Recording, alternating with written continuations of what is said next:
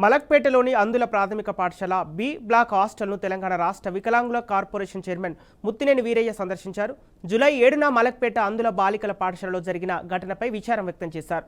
ఈ ఘటనకు కారకులైన వారిని కఠినంగా శిక్షిస్తామన్నారు.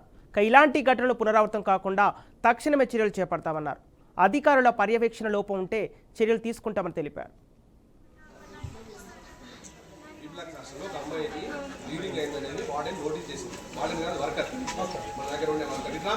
అత్యంత బాధాకర సంఘటన, అత్యంత విచారకరము. ఇది సమస్త వికలాంగుల జాతి మొత్తం కూడా బాధపడుతుంది. ఒక బ్లైండ్ స్టూడెంట్, 3rd క్లాస్ పాప.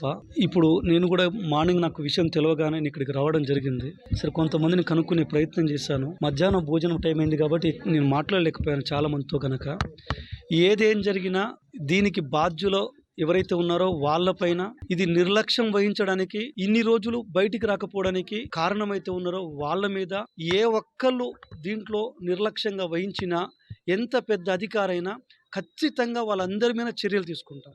ఇప్పుడు ఈ సంఘటనతోని నేను కూడా ఒక ప్రత్యేక శ్రద్ధ తీసుకొని ఎన్ని హాస్టల్స్ అయితే ఉన్నాయో అన్ని హాస్టల్స్ను కూడా విజిట్ చేసి వాళ్ళందరితో సమావేశమై అసలు వాళ్ళకి ఎలాంటి బాధలు ఉన్నాయి, గత 10 సంవత్సరాలు వాళ్ళ ఇబ్బందులు ఏందో కూడా తెలుసుకునే ప్రయత్నం కూడా చేస్తాను. ఖచ్చితంగా బాధ్యులపైన చర్యలు ఉంటాయి.